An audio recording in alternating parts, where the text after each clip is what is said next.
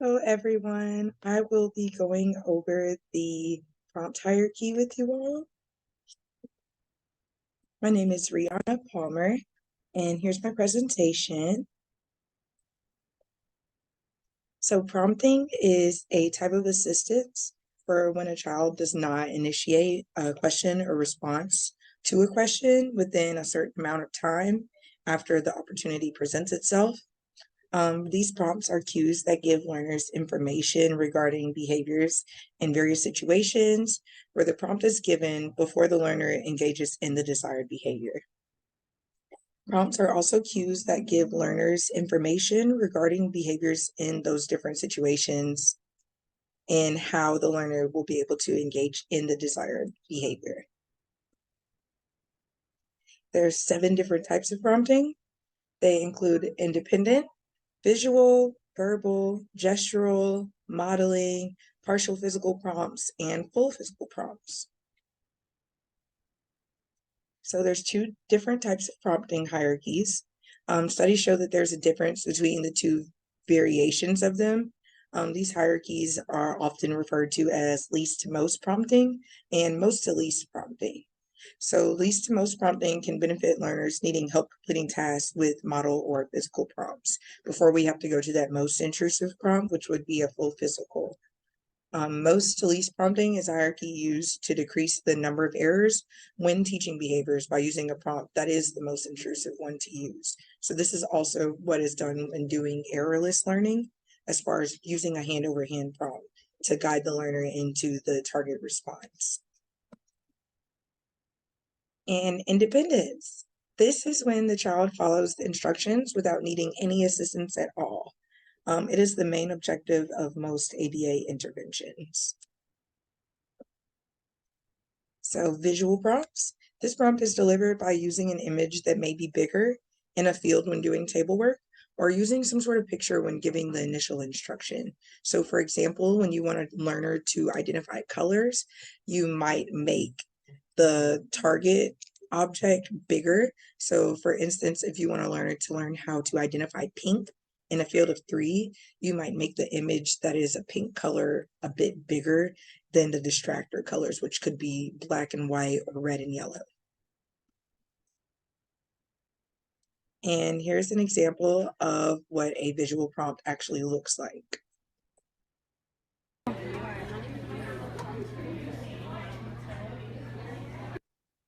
So in that example, the provider drew a picture of a water bottle as a prompt for the learner to pick up that water bottle.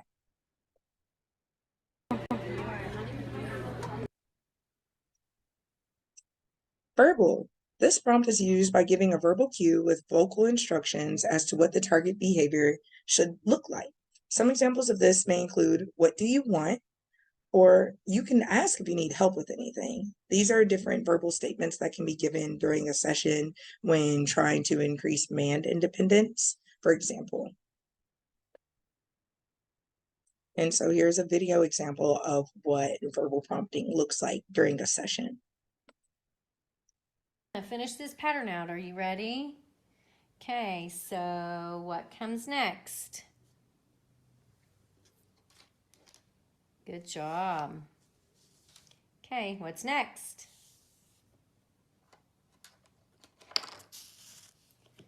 Good job. Alrighty, so you still were not independent, but this time I only had to do a verbal prompt. We're still on 1. Good job, sis. So that's an example of what a verbal prompt would look like. So that verbal prompt was, what comes next? So in order for the learner to actually do this skill independently, they would have to go ahead and pick up the next color in the sequence without having that verbal prompt of what comes next.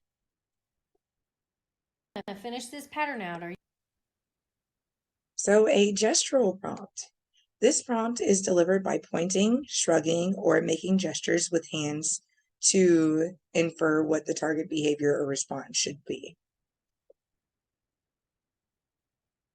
Here's an example of what a gestural prompt would look like.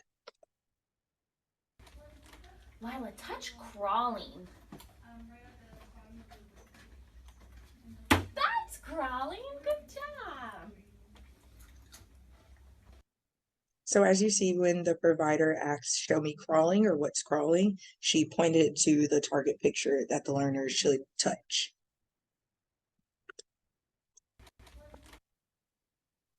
Modeling. This type of prompt is delivered by showing the learner the action that you want them to do. For instance, if you're teaching a child how to clap hands and they do not do it independently, a model prompt may be needed by showing them how to clap their hands by modeling the behavior and clapping your own hands. So here's an example of what a model prompt looks like during a session. Lila, touch raking.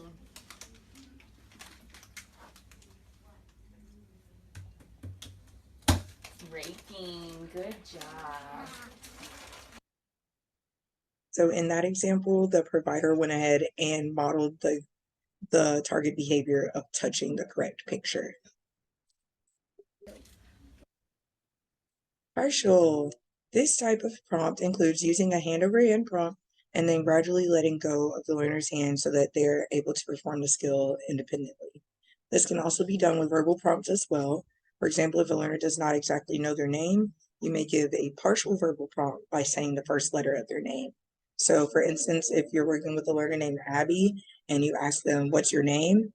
And they don't respond, you can give a partial prompt by saying, ah. And here's an example of what partial prompting looks like when washing hands.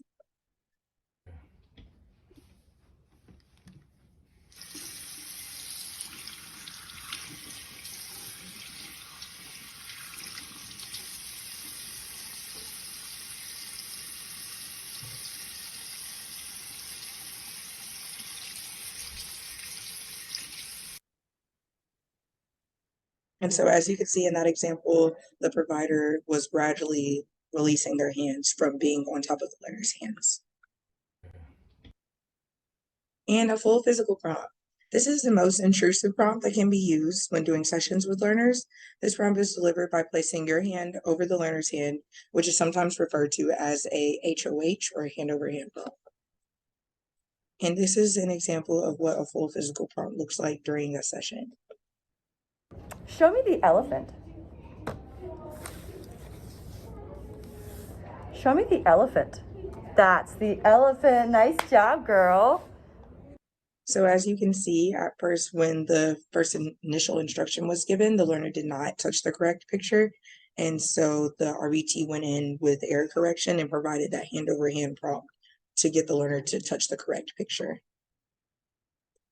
Show me the And what is prompt fading? As the learners gain more skills through acquisition interventions, these prompts that are used can be faded by the experimenter when the learner can follow the instructions when given the initial SD. Maybe using least to most prompting instead of most to least prompting can be a way to fade those prompts, and using graduated guidance. Also decreasing the number of prompts that are used during a session, and maybe using some latency to wait and see if the learner engages in the target response before providing that prompt. Why is prompt fading important?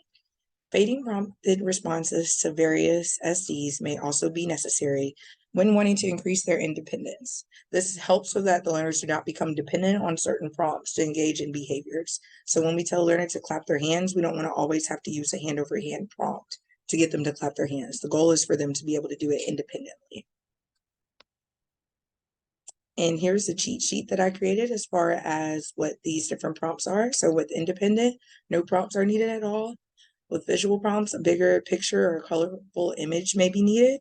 With verbal prompts, giving a vocal instruction after giving that initial instruction. Gestural involves pointing or shrugging. Modeling is showing the learner what you want by doing it yourself. Partial physical prompts are when you use your hands to guide the learner and then you remove your hands. A full physical prompt is when you use a hand over your learner's hand to fully complete the instruction. And here are the references that I used, and I hope that this was helpful in explaining the prompt hierarchy.